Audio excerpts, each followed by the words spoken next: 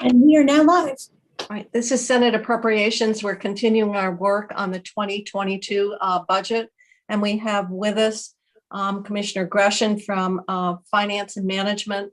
And I'm going to have the commissioner, I see you've got a number of staff with you as well. So if you'll introduce your staff you have, and then we'll get into your budget presentation for the Agency of Administration. I would be happy to, Madam Chair. I see that from the Agency of Administration Financial Services Division, there are a number of people. Holly Anderson runs the division. Her deputy is Brenda Berry. Do you guys want to show yourselves, introduce yourselves to the committee? Good afternoon. Hello. Hey. Hi, Brenda and Holly. And then we have Jason Pinard. And then Jason Pinard is also here. Okay. Hello. And Hi, Jason. All right, welcome. These guys should be very familiar to most of you. They do a lot of good work for us. And Yeah, I want to know, where's Ruth Ellen? Ruth Ellen is happy working in the background, Madam Chair. I can assure you I have. She's more like than Otto. Otto Strauss was. If Otto said it, we knew it had to be true. And if Ruth Ellen identifies it as something that needs to be fixed, we just, it's sort of Ruth Ellen says. And so it's just nice to recognize the work that she does, even though it is behind the scenes. So are you doing the presentation, Commissioner? I was going to, yes. Okay. All right, great. I can tell you on a number of occasions I've suggested to Ruth Allen that she just come to speak to you guys. I mean, I like to say that when we do all our work and when you guys finally vote yay and the governor signs the bill, everyone goes home and we assume it happens, and she's the one actually who makes it happen. Mm-hmm. It's also the last stop for us before we submit a bill or a budget, because she makes sure that the wording actually does what we want it to do. Anyway, yeah, she's been great for us. So Agency of Administration, I figured that it would be important for you guys to know. I'm assuming that we were called to present on the Agency of Administration in light of the fact and in celebration of the fact that it is the 50th birthday of the agency this year. So 50 years ago this year, the agency was created and a piece of legislation. I assume Senator Starr was there voting for it, or actually, I don't know whether he would have been voting for it or not. No, I'm short a few years, but not many. I think the record shows he opposed it. I think you're referring to the creation of the agency structure during the Dean Davis administration. That is right. Yes, and I was not in the legislature at that point, but I was in the executive branch. So I predate the creation of those agencies. And for your reading pleasure, I included a document that I believe Chrissy circulated that was a Burlington Free Press article written on that creation and on the heated debate that came up. My favorite quote of all, though, was from the minority leader at the time, Thomas Camden from Rutland, who at some point, he asked about how many new people they would have to hire. And he obviously got a runaround from the reporter of the bill. So at one point he just stood up and said, "Do you have the figures rather than a long story?" I thought, I got to remember that. Sounds like Tom. I never knew the man, but Good guy. must have known his way around the floor of the House. But the more serious presentation that you have, I believe Chrissy has it. And if Chrissy, if you wouldn't mind sharing your screen and going to page 41. And because this agency is a little bit more complicated than most, I figure it's a good place to start, just looking at the structure of it. I know that this committee anything mysterious, but I think it's just helpful to look at who's there. So you have Secretary Young, and her deputy is Kristen Klauser. Melissa Maza Paquette has been there for really for my tenure. She moved over to the agency to be private secretary a month or two before I arrived, which was in July of 17. So she's been there a little under 4 years. And also within the secretary's office, you have Sue Zeller, the chief performance officer, and Susanna Davis, the executive director of racial equity. New this year is Doug Farnham, who many of you may remember originally cut his teeth in the Department of Taxes as their policy chief. And I think before that as head of PB&R. Right. So he's been around the block a few times within the agency, within tax, but he came over as chief operating officer. And, you know, he's spent the lion's share of his time on CRF, the Coronavirus Relief Fund, just keeping track of. He's a real good guy. Yeah, he's done a great job. And he's also been our go-to person in terms of guidelines. Not that he writes them, certainly, but, you know, he's kind of kept us in line. He's also been our chief contact with Guidehouse. So he's really done great work, and he came over again predominantly to oversee CRF, but he'll, I'm sure, be now working a fair amount on the latest American Rescue Plan. So those are those 6 people that I mentioned, not present on this chart because the position is vacant, but is currently under recruitment, is this chief prevention officer, which, as this committee knows, was created a couple of years ago.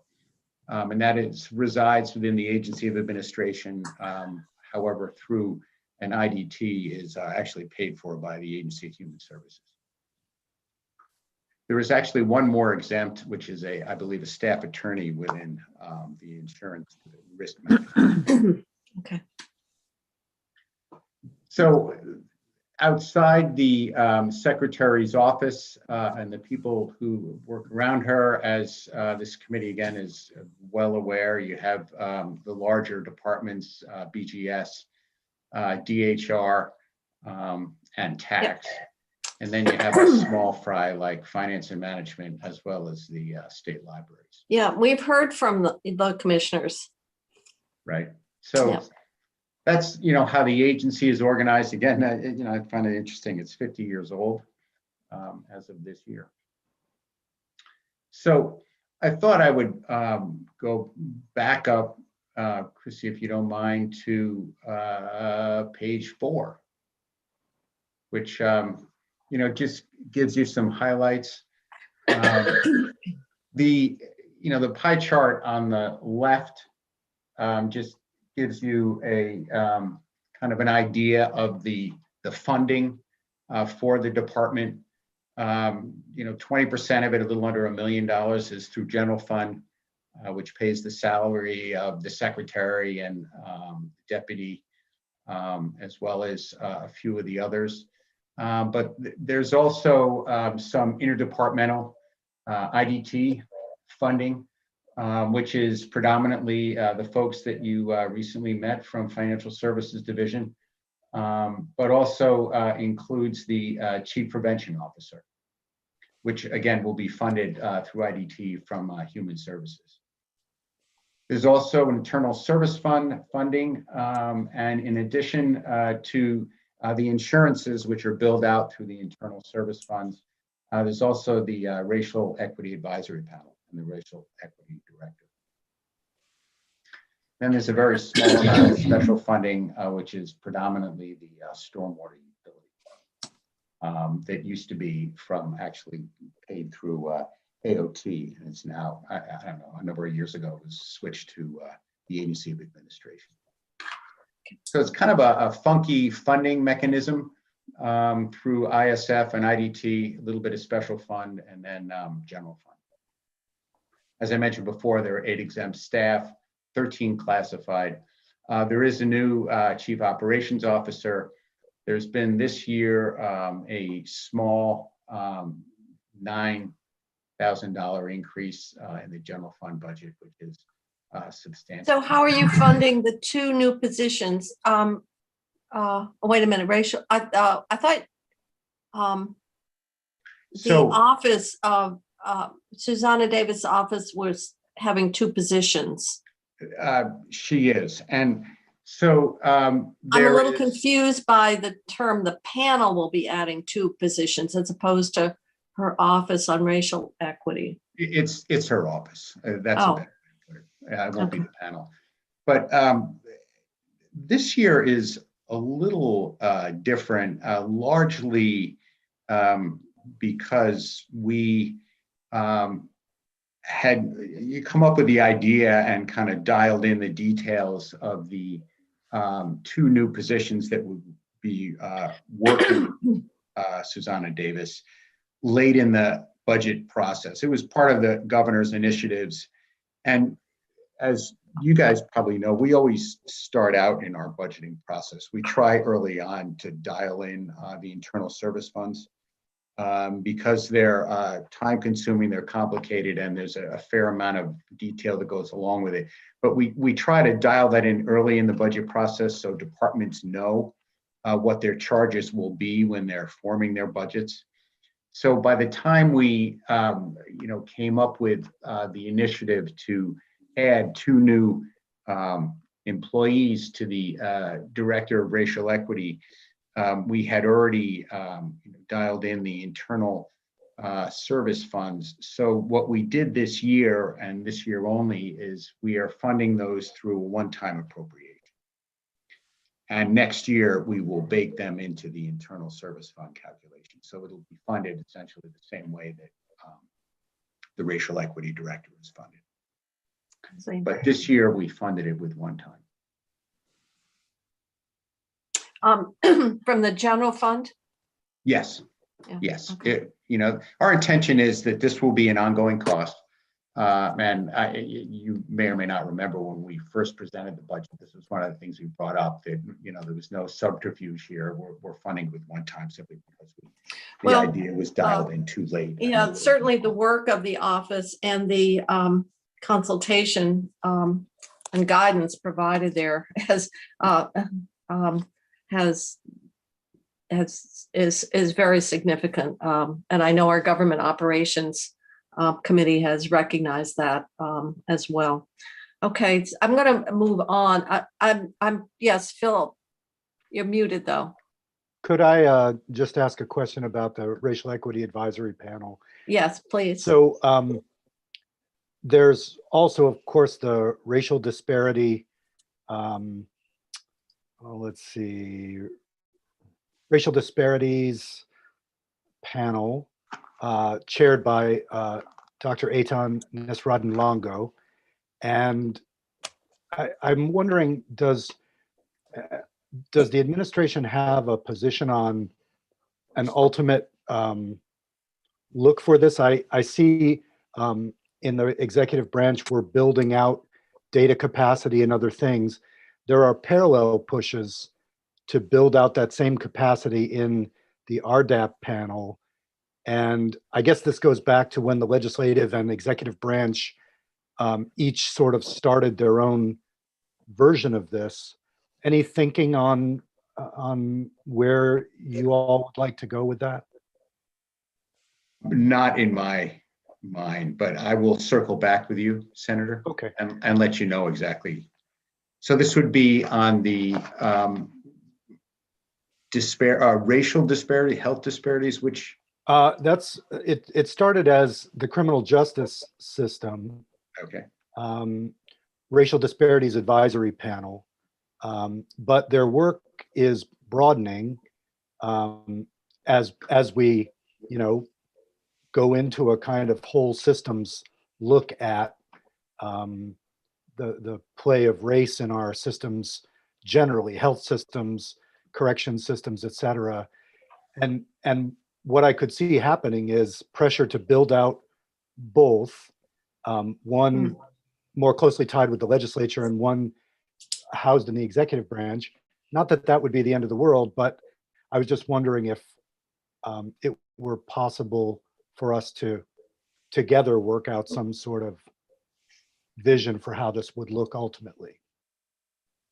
I see no reason why that's not possible. Let me circle back with you if you don't mind, and just to Okay. make sure Sure. that we're on that's on our radar.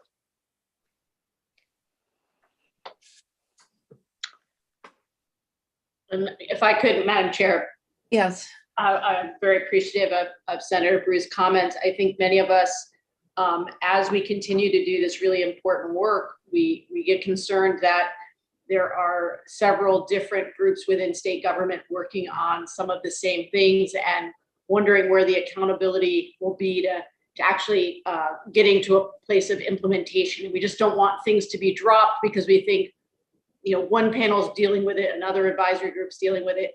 We just want to get a sense of where we're all headed, and hopefully in a similar direction. Or at some point, one becomes institutionalized and ongoing, and Exactly. And the other's purpose is more time limited. But it's always good to go back and see how they're aligned. Or when we're doing so much of what we do is sort of add, one piece at a time, and pretty soon we've got Minoan architecture that is hard to navigate and makes accountability diffuse. I'm going to keep moving. Chrissy, if I could just break here a minute. I'm looking at the schedule. As I've indicated to the committee, I absolutely have to leave at 3. But we have 2 things to consider. One is H81, and I wanted to talk about 2 amendments to H315. So I am wondering if perhaps, Alice, if you are going to be willing to, if we could get hold of Heather Pelham and see if she could perhaps come in like at 3 o'clock, and Alice can chair the committee for her presentation. Okay. If you would do that, please. Okay, I will reach out to ACCD. All right, thank you. So let's keep going here with Agency of Administration. I'm sorry to interrupt, but I have to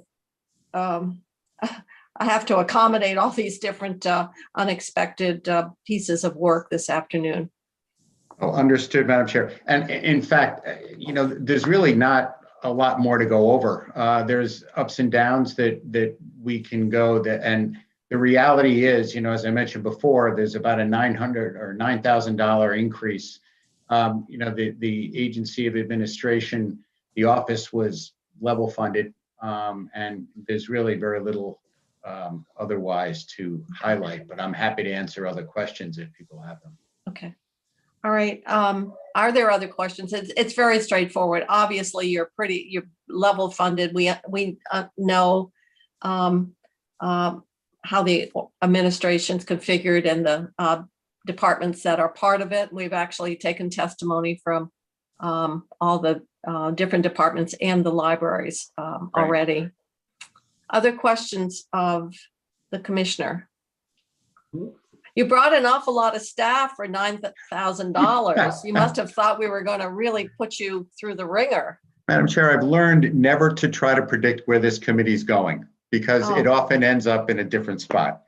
So Okay. you can never have too many people. Never.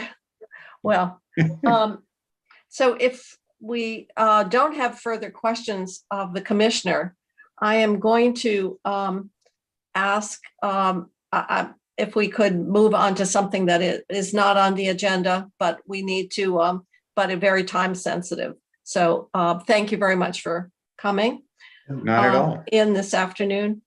And the first is related to H315, which we passed over today. There are 2 amendments. One is an amendment that Senator Lyons wants to introduce when she was going through her presentation of what the House did on a Senate bill, and that was the one that had to do with the extension of deadlines on telemedicine, the whole use of staff, et cetera. It was something that we put together last year with the pandemic to address healthcare needs. And one of the provisions in that was to allow the data exchange with Vital, which allows information to flow on vaccines, which I've heard from our local hospital right now, it's double reporting. And if they could use that system, it would be much more efficient.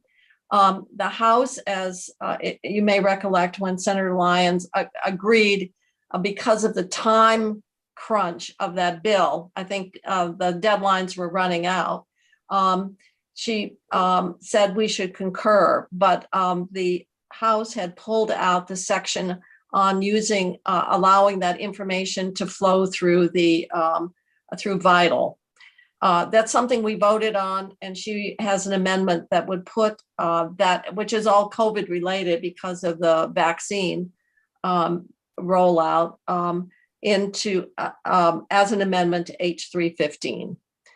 So I just wanted to alert the committee that that's it's a way of keeping the issue out there for further discussion, but it got tied up with that larger bill that was extending deadlines through for another year. A copy of the amendment, I think we can make it available. We just need to view it as a friendly amendment when it comes to the floor. So it's something that we voted on before, and it's how to have that data flow more expeditiously than is currently permitted. So do we have a copy of that amendment? I think.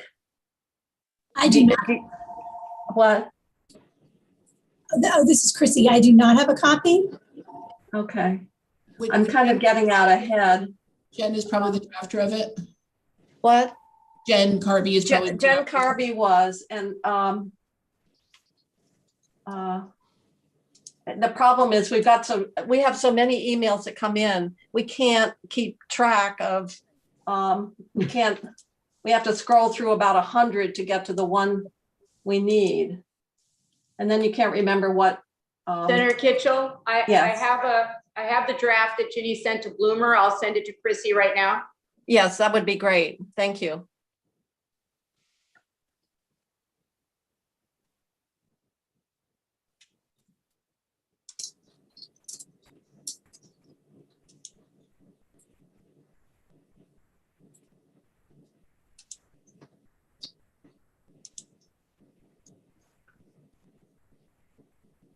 Do you see it, Chrissy? Not yet. Not yet. We're all so used to instantaneous Here it comes. satisfaction. Okay. Bear with me and I'll pull it up on the screen.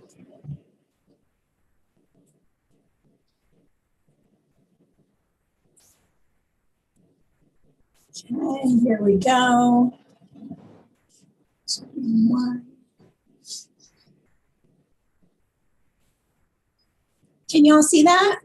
Yes, Yep. we can. Yes.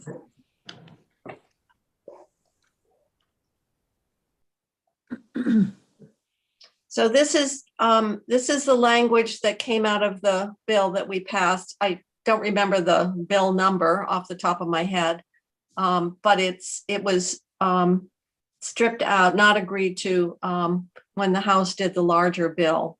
So I have heard from someone who works in my local hospital who talked about how helpful this would be because they have dual reporting in terms of who's getting immunized, and so this is the amendment that's coming forward. Jane, Yes. do you have any sense of why it was stripped out? I think it got tied up into a larger discussion about vaccinations in general. I see. Yes. That's my understanding, which is a much larger and very contentious issue. This is really how to have data flow to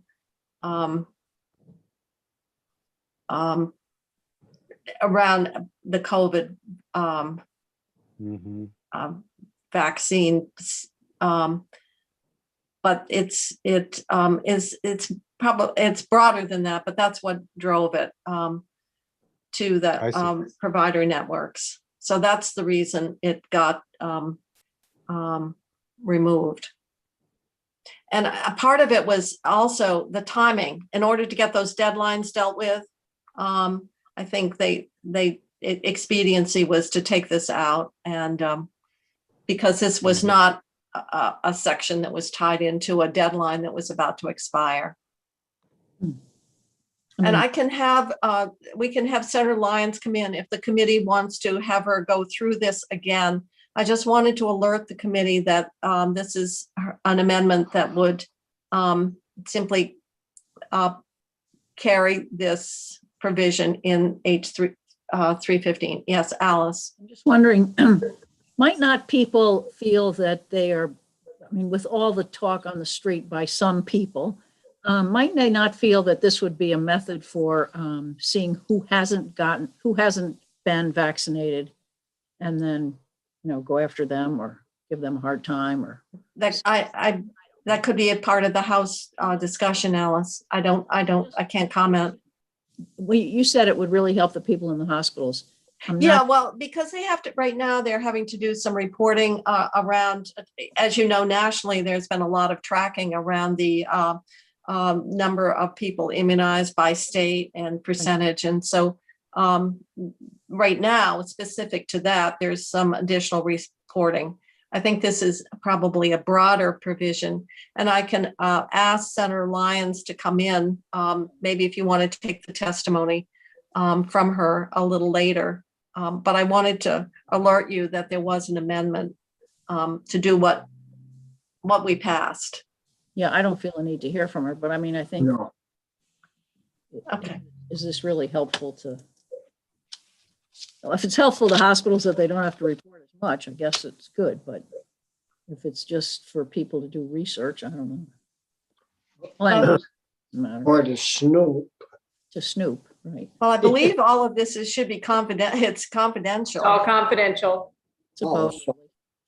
Yeah, It's covered by HIPAA. Yeah. Yep. All right. The next. I was gonna say that doesn't defeat. sorry. Alice.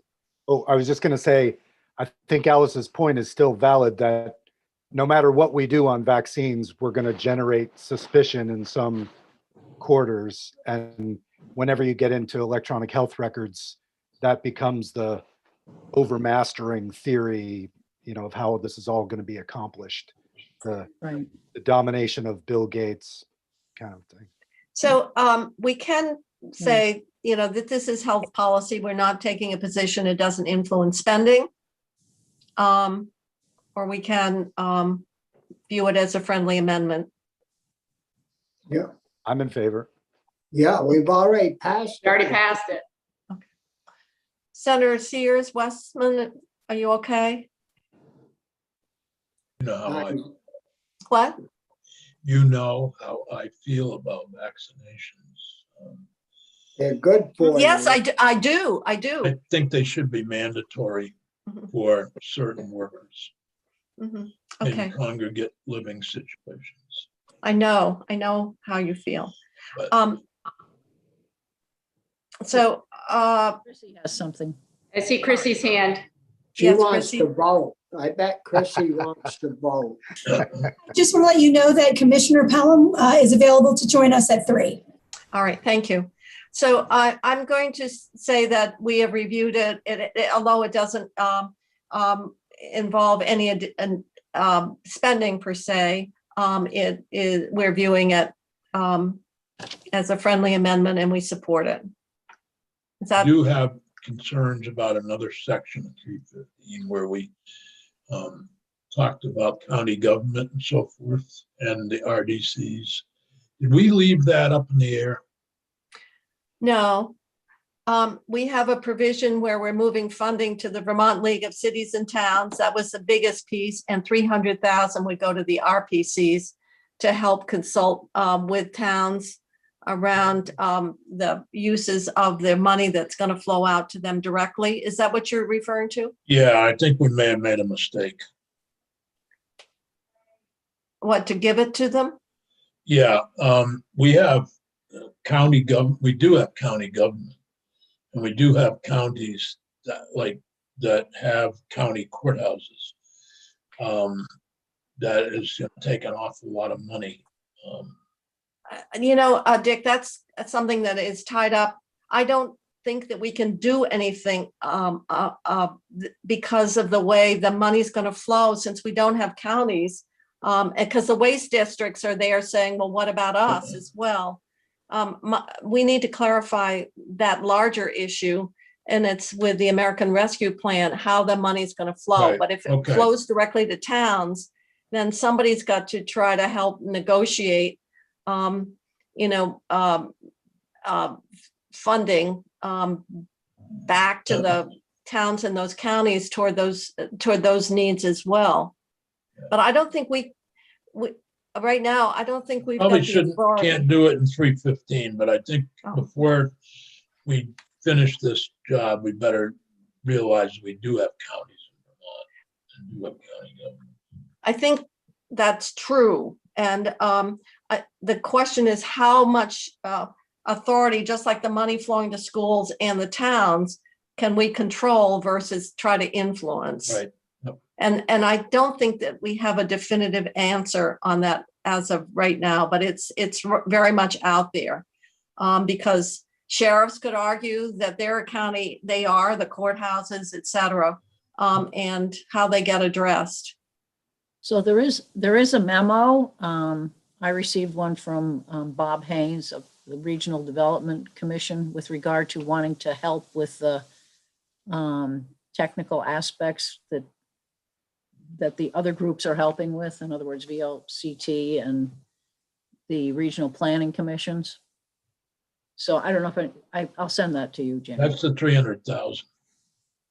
That's to the RPCs. I Right. think Alice is saying now the RDCs are saying we should get something. Oh, Well, there's so many other, which group is which? I don't know. It's the, I think it's the regional development. I'd have to get it out. All right. Well, It's not the planning ones, it's the development ones that they worked during COVID on got out about all kinds of projects too. well, the other thing is if towns want to use those resources to work on projects, with their funding, they can work out, negotiate with the local agency for compensation as well. What we were trying to do is make sure that they knew what was permissible, what the rules were, that kind of consultation, what would be the financial reporting requirements and so forth. That's, I believe that if individual towns wanted to use their RDC for a particular eligible project, they could, that would be a business arrangement between the town and the RDC. Okay. What we were trying to focus on is making sure that they were visualizing what could be long-term investments, what would be eligible, what would be the requirements that come with the funding, et cetera. That's what we were addressing in 315. But that doesn't preclude the towns from, when they are working on projects, to use some of that funding for that purpose. Yeah, I mean, they were thinking they would be a help to the towns. But Well, anyway, that would get, that gets into the whole issue around duplication that we were trying to sort out with the league versus the RPCs.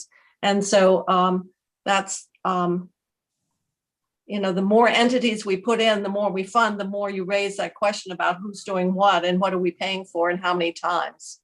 So we can consider it as part of the big bill, Alice. yeah, good idea. All right, so the next amendment to H315. We had a section on the Linkup language, and it was to link up state policy with a small provision around the treatment of the PPP income and what if you've got expenses covered under that, those expenses you could still use as deductions in your business.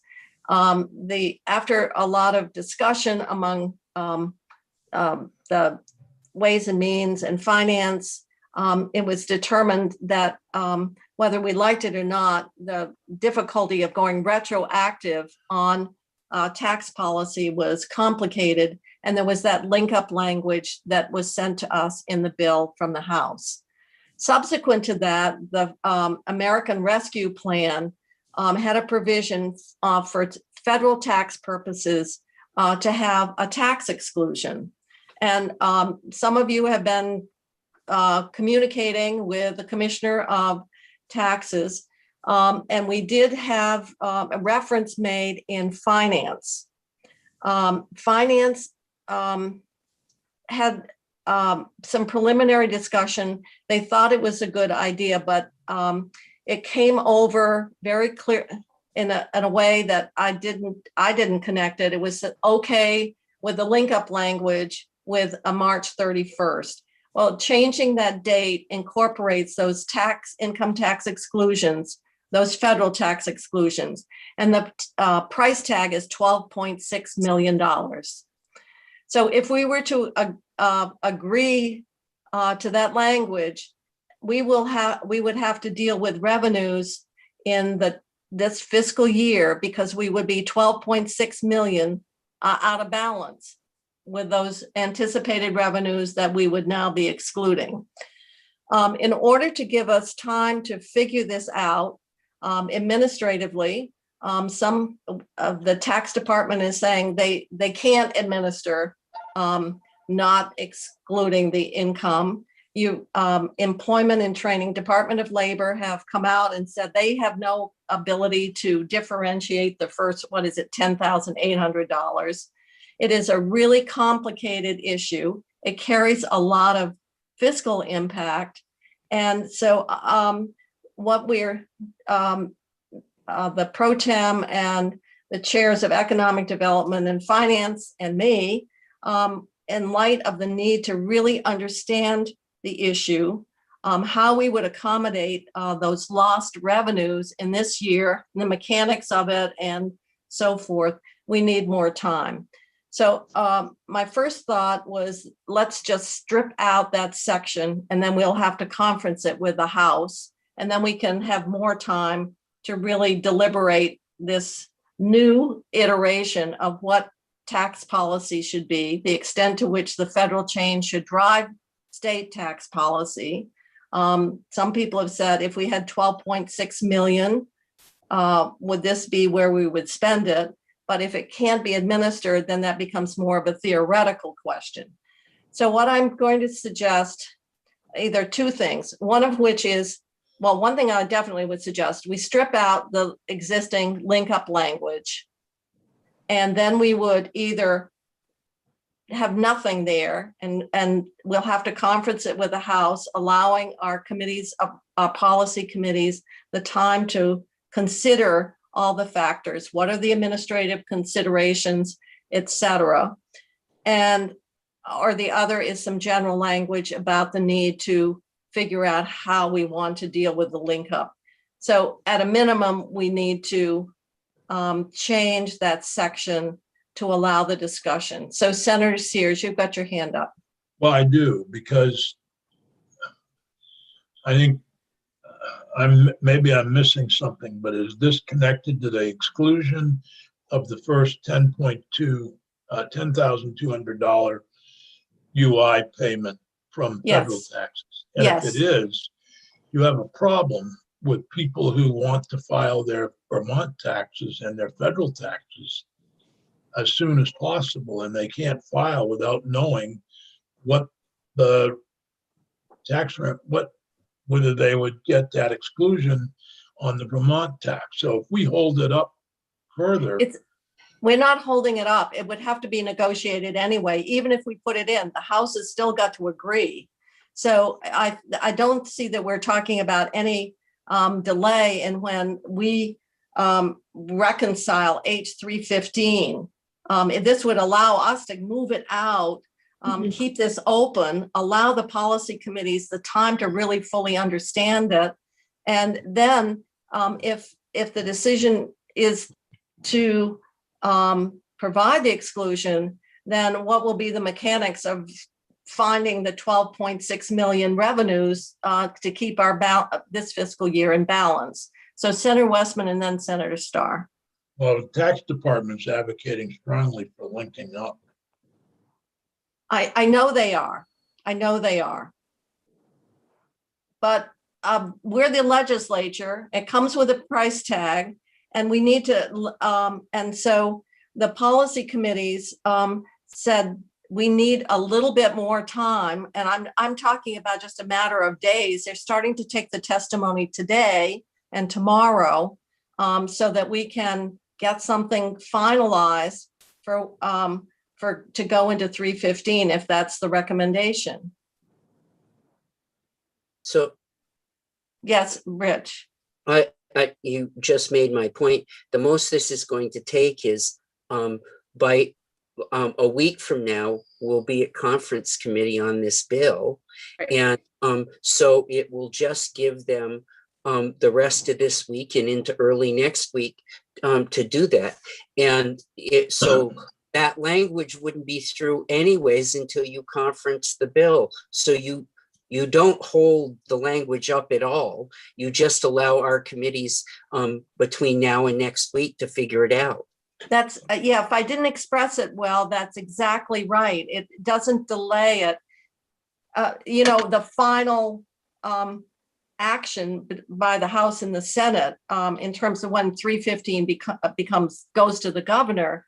But by having this language change, it guarantees it's a topic of conference and recognizes that we've got policy work here that's got to be conducted within this very short time frame that would ultimately be the section of the bill to address these federal tax policy changes. And there's no reason the Senate shouldn't feel comfortable with what it's doing. I'm sorry, can you say that again, Senator Westman? There's no reason that the Senate shouldn't feel comfortable with what we're doing. You mean Right. to allow the time for the tax committees to do their work? Okay, all right. Senator Starr and then Senator Baruth. You're muted, Bobby. What we were just saying, Richie and you, I think that's all fine. It's all my people want to know is it going to be June or May? But if it's going to be within a week or two, I think we're in good shape. And the other question I had maybe for you, Jane, is whether or not we can use any of the federal money to plug the holes of the loss of this money, because if it hadn't been for COVID, we wouldn't be here arguing or even talking about this 12.6 million. It wouldn't have happened and we wouldn't have been talking. So can we use any of that federal money? Obviously our plan is to do it in such a way that ultimately that would be the funding source. Whether we have to swap some stuff out, we can figure out the mechanics. But if people need an answer, yes or no, this would allow the H315 to move forward without delay. It would allow the tax committees time to do their work and tell us, yes, this is needed, or no, we don't agree with this policy, and they can make it work. And I can't prejudge any of that, discussion, because it needs to be, they need to have more testimony. Yeah. So this is to allow that to occur without delaying the H315, so that we can get some kind of resolution. Senator Baruth. Yeah. So, Madam Chair, you originally mentioned two options. One was stripping out the language. The other was putting in what you called some general language. I'm guessing that the advantage of putting in general language describing what we want in there is to avoid some signal being misinterpreted out there that we've stripped out the linking piece. That would If- be the advantage of it. That's correct. Yeah. Yeah, then I would think that makes sense. Just something that says, we understand this is a crucial piece for people. It's coming at the speed it would have come otherwise, but we needed a little more time. Just Yeah. so The that we don't have folks to at deal- Joint Fiscal, and we're trying to work out some general language to do that. Yeah. So that is our thinking on this. And obviously everybody is saying we need an answer. Our constituents are asking, tax preparers are answering.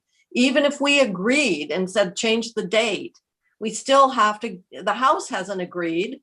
And so that's why it's important that we have this opportunity for the administration to go in and make its case for why this is necessary. Well, let's go for it. Okay, so once I get some draft language from Steve Klein was working on it, we will send it out, and so people can look at it. I don't know if we've got Stephanie, do you know if anything's been finalized on it? Stephanie? Yeah, I'm here. I haven't seen a copy from Steve yet of an amendment. Okay. If in fact he has something before we adjourn today, Yeah. Would you review it with the committee? I mean, in a I'll send him a note right now. Yeah, because I've seen of the first cut of some general language that we would replace that section with. And I I know want to make it clear, we're only talking about fiscal year, this fiscal year 21, it would be for last year's taxes. There are other provisions that have tax implications, but that would be in 22. And that's a separate discussion. We need to make it clear we're only addressing the impact for the taxes that people are filing right now. Okay. And now we could move to, so if we get that language, Stephanie, then you can just review it. If I get it before 3, then I'll be here to go through it. Otherwise, we'll try to get it done this afternoon. And that way we can get 3:15 third reading and get this whole thing going. Health, Ways and Means actually started taking testimony today, just to let you know. And I believe Commissioner Bolio was in Economic Development this morning. So that this work is already started. I want you to know that these discussions around this provision and how to align and what we do. And because ultimately it means that we're spending 12.6 million this way that we don't have available for housing or, any of the broadband or any of the other priorities. So, but it may be something we absolutely have to do. I'm glad you didn't mention I wouldn't be able to do universal meals. No, we got ESSER for that. No, I think the issue is getting an answer one way or the other. Yeah. That's, I think, more important to me and my constituents that I've heard from, not knowing whether we're going to accept it or not accept it. Yeah, and So they're holding off on filing their taxes. That's. No, it's very time sensitive, and that's why we thought if we did use this approach, we would not be delaying anything, and it would get a definitive answer that tax preparers and the tax filers need. The fact that it would cost 12.6 million tells us a lot of people are unemployed this year, collected unemployment. That's an astounding number. Well, don't forget that that includes the UI plus the 600 a week. That's the $15 an hour add-on. Right. That adds up. Yeah, it's up to the 10.2, but it's surprise, Yeah. So there's no question that it does add up, but you know, it's certainly another way of recognizing or it's putting money into pockets of people that have been unemployed, if in fact that's what we end up doing. All right, so I guess Steve has just sent Linkup language from Abby Shepherd.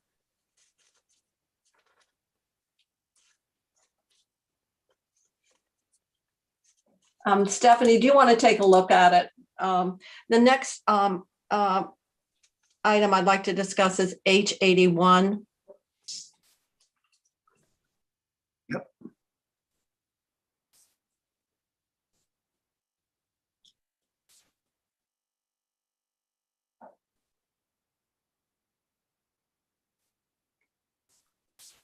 I don't know who's can speak to H81. Are we having someone come in, or can you, Philip, speak to H81? I can, in general, and then we should have Damien or Jim Demaray, whoever drafted, explain the nuances because they may have changed some things. But I just went over the text. Wait a minute, Chrissy, can you find out and have one of them come in, please? I've reached out to Jim and he's already in another committee at the moment. So he sent over a section by section and a copy of the bill, but he cannot join us at this time. Okay. So I can explain what we did last year, and pretty much stayed to the same areas and done the same things. So you remember when we went to statewide healthcare bargaining, we wound up. How could we forget? Yeah, we wound up putting that in our final budget offer to the governor, the third one we sent him, and it got signed into law. And then VSEA, NEA, very quickly, before we had completed a cycle of bargaining, had some areas of friction in how the process was working, and they wanted to make changes. And what I said to them was the original structure of it had been agreed by all the parties at the table. So I wanted to make sure that first we waded through a round of bargaining, and that we would get all the players at the table again and try to get consensus on how to change it. So we waded through a cycle of bargaining. NEA had their offer accepted by the arbitrator in the final instance. And so there were questions about who was covered. There was a problem in the definition. Some municipal employees had been left out. There was questions about timing, how to start the process sooner. And really the big question was NEA wanted to remove a piece from the bill that asked everyone at every level of pay or every step in the school system to pay the same amount. And NEA is committed to the idea of establishing a tiered system depending on your income level. And so what they wanted to do was remove that piece from the bill. In exchange for that, the School Boards Association wanted a statewide grievance procedure because they didn't want to have grievances playing out in all of the various districts around the state.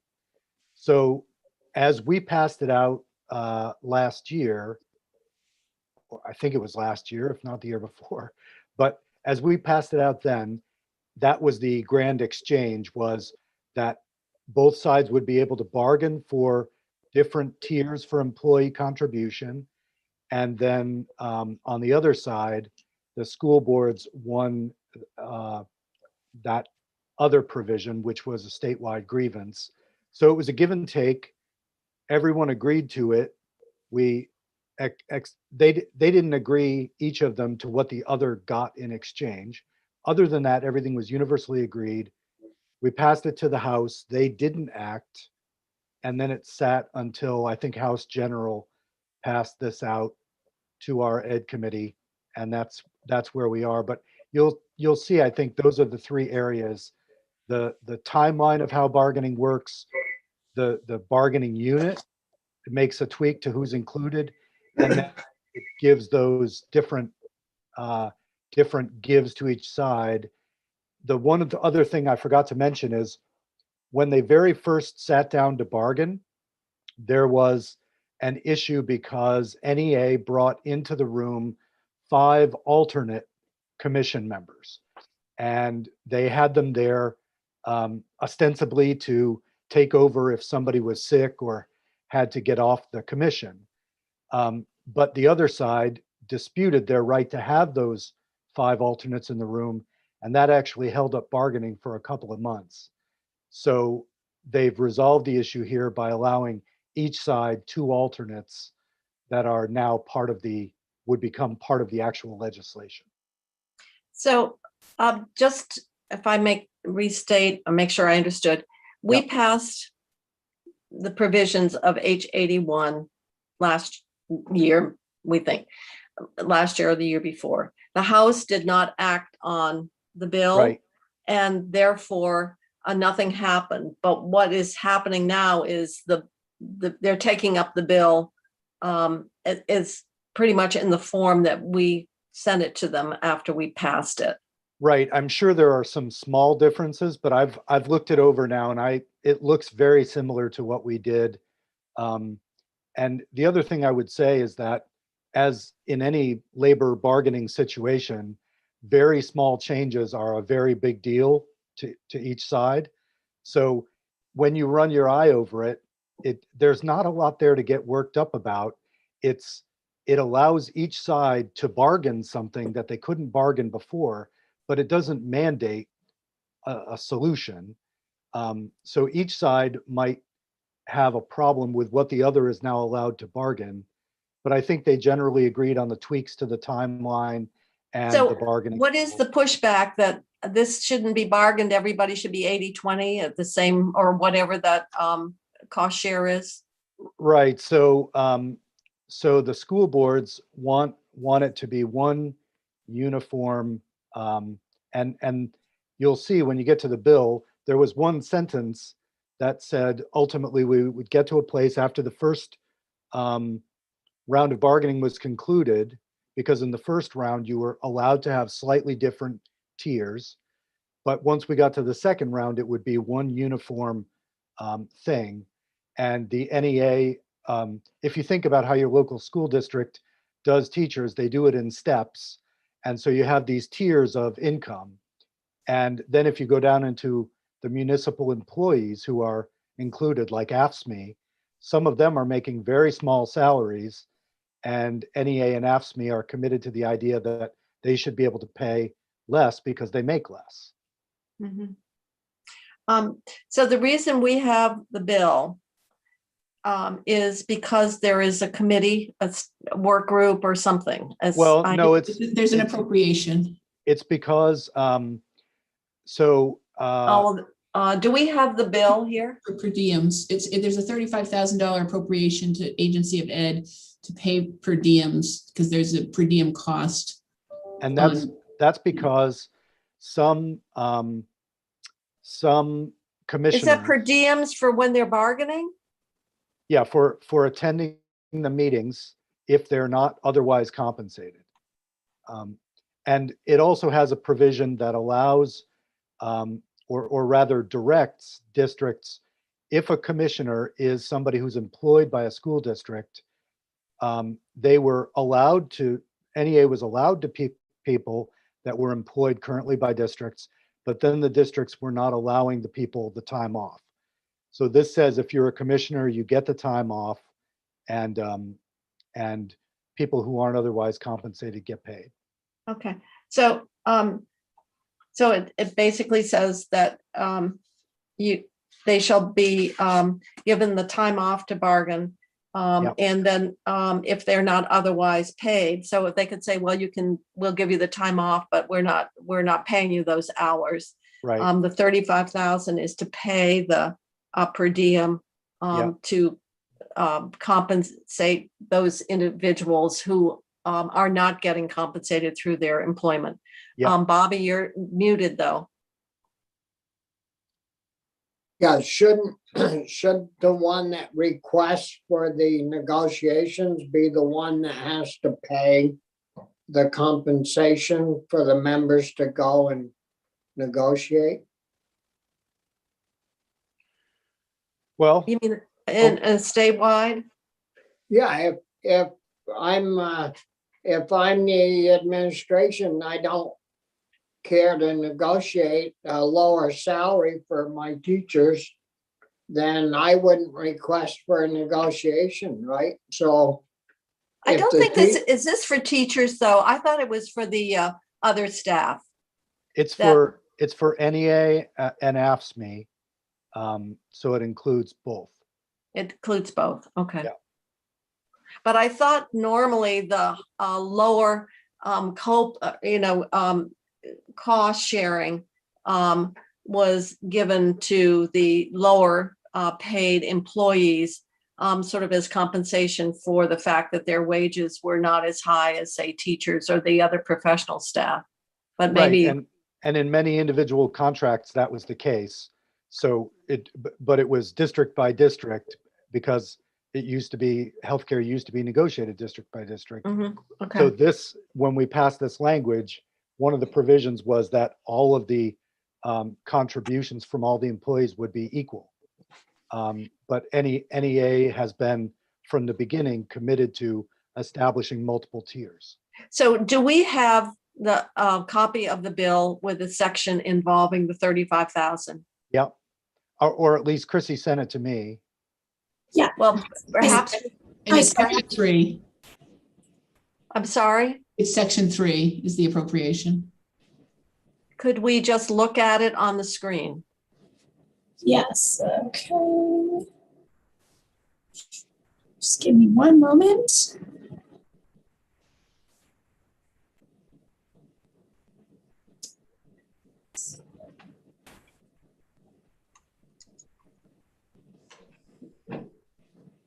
Not sure if this is the right one. Section 3? Yeah, you sort of have to go up a little into section 2 to actually, if you go down, Chrissy. Right, so if you just start with release time there, a school district that employs a member of the commission or an alternate member who represents school employees, blah, blah, blah, shall grant the commission member time off as necessary to attend the meetings. Okay, And then if you go down further, this is where it adds in alternate members. And then if you go down further, Chrissy.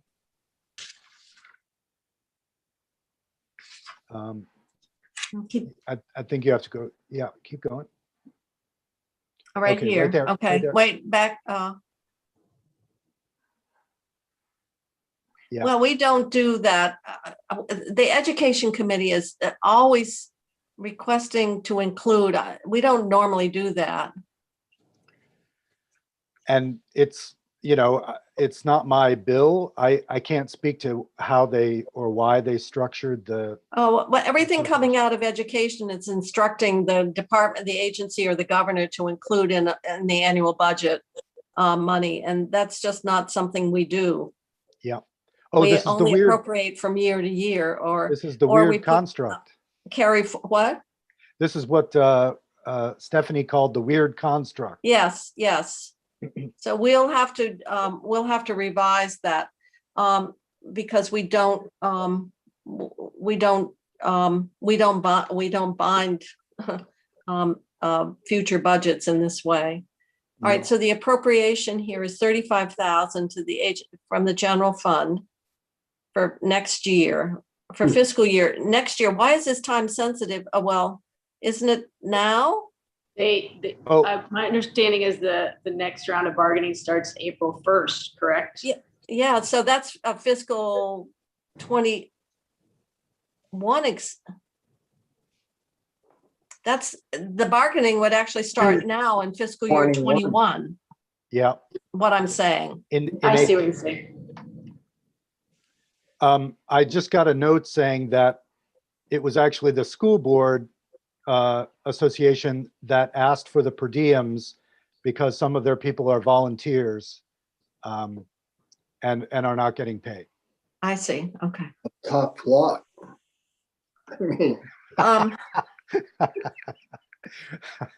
right. But I think, so the 35,000 is for the bargaining. When is the bargaining? It's going to start April 1st. Will it Yeah. all be done within this fiscal year? I believe if the timeline hasn't changed, it has to be done by December. So Okay. that will flow into the next. Yeah, we'll that- take care of it. It'll just carry forward. I just want to remind committee members, this was designed to create one bargaining for all of the districts. So $35,000 in light of the fact that all of those districts don't have to deal with it. There's a lot of saved time and expense all around the state as a result of this. So so 35,000. why wouldn't the districts put the money in then if it's gonna save them money? I mean, I went through this years ago and I spent. Yeah, but the days fact is, with- they're doing it statewide. So if I don't, then the districts that have the commission would have to, the commissioner would have to absorb it, and all the rest of them get a free ride. That's, No, they all ante up. Each school district could pony up through the association. good luck. Well, hey, I mean, You know, they're going to argue the state imposed this on them. Yeah. To negotiate statewide. I'm not necessarily unsympathetic that everybody should contribute, but I think for 35,000, that's probably not an easy lift. And they do pick up the cost of the arbitrator. Yeah. If it's necessary. So they split that cost between the parties. how do they raise that money, Phil? I don't know the specific mechanism. I bet it a little bit comes out of each school district through the association and you send it to It's your probably super- like we do, indirect transfers. Sure. I mean, they could pay their own people that are doing the negotiating if they wanted to. They just want another $35,000 free dollars. Other thoughts on this? Senator Westman, you were about to say No, something? I'm not going to get into, the local school districts get their money from the statewide property tax anyways, Bobby. So it's one big circle. This is coming out of the general fund, I believe. Well, that's a question whether it should come out of the ed fund or it should come out of the general fund. But the local districts, but if the they whole pony thing- up, The whole thing is, have we moved this to an administrative cost? And Act 60 has kind of a delineation between those expenditures. well, I get it. But if it was a local expense, it'd still be coming out of the statewide property tax. Yeah, So the state's going to pay one pocket or the other. well, right now it's the general fund pocket. It's that's the being- general fund that I'm trying to protect just a little bit. I mean, it's pennies, but pennies and pennies add up to be real dollars Like- after a certain point. Like The only thing 25 is, if million. we change the funding source, this came over from the House. Do we want to fight over the funding to move No. this bill along? That's, I think Senator Balance suggesting that maybe that's not something we're gonna fall on our sword to hold up 35,000. I say we move it along. Okay, so what we have then is, do we want to, has the bill been referred to us? Yes, it was Yes. referred to you today, to us today. Okay, all right, it was referred to us today. Yep. So do people want to move this bill favorably? Senator Baruth? So moved. Okay, so we have a bill, a motion to move the bill favorably. It would appropriate 35,000 to support the cost of the commissioners who are negotiating the healthcare package, and for those commissioners who are not otherwise compensated from their employment, if I have that correctly. All right, do we have a second? Second. I'll second it. Okay, so we have a motion to move the bill favorably, and seconded. Further discussion? I've been All right. here all the time. I just forgot to put my video on, so you probably thought I was out playing golf or something. If you had your wits about you, you would be out there enjoying this weather. Would be.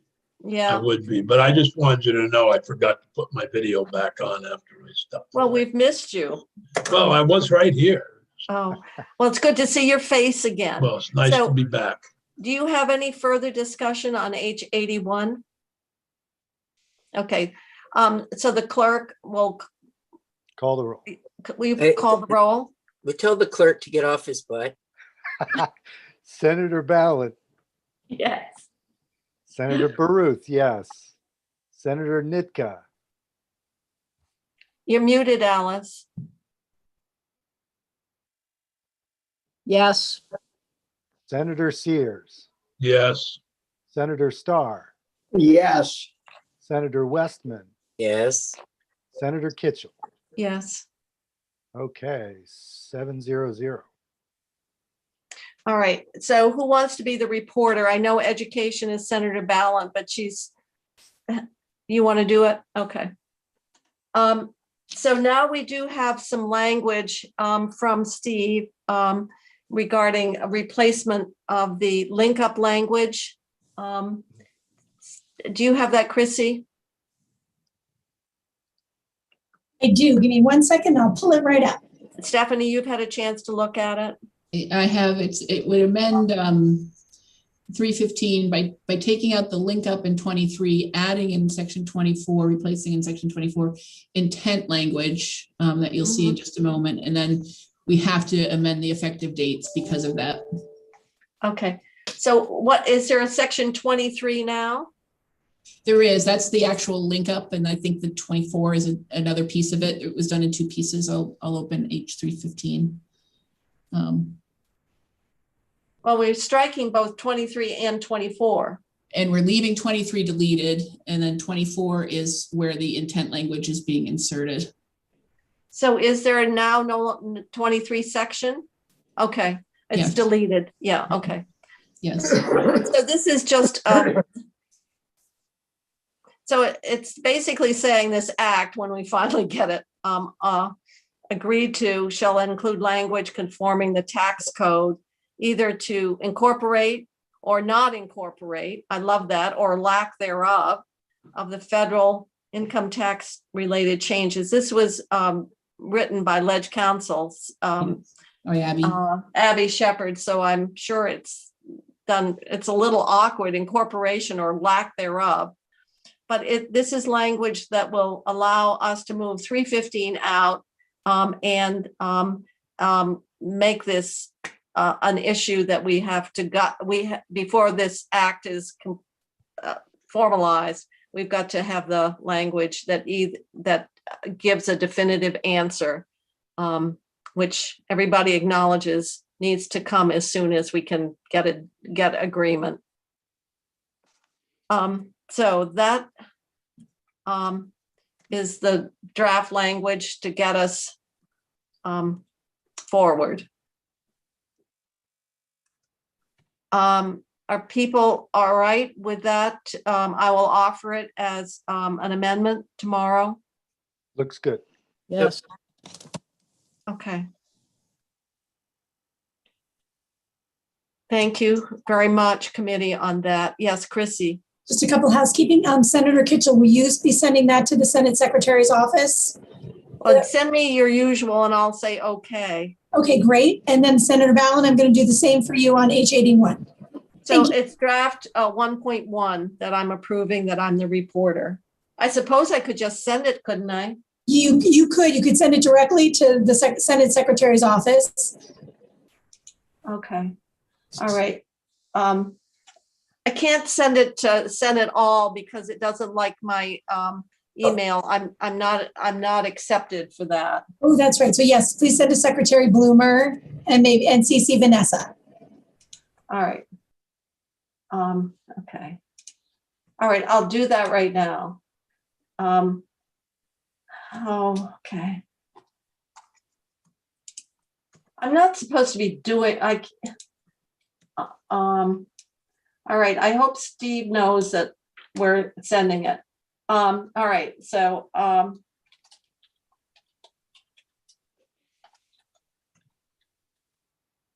Yes.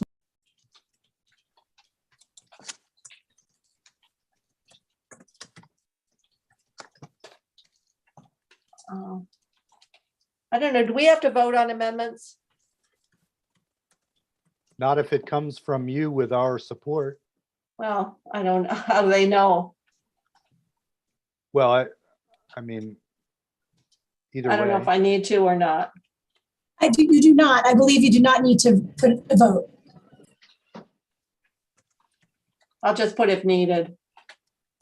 All right, version 1.1 of this amendment, I'm the reporter. All right.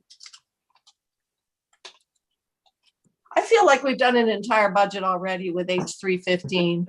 I'm like, oh, I know, so much for fast track. Yeah, Well, it could have been like last year where we did budget after budget after budget. Yeah. all right. Thank you. Then we'll finish up H13 tomorrow. And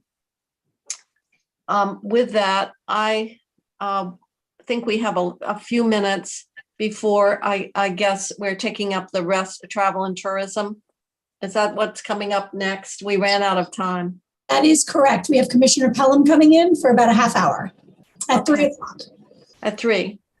Anything else that we need to discuss between now and 3 when I have to leave? Okay. Shall we just go offline, Chrissy, then and come back?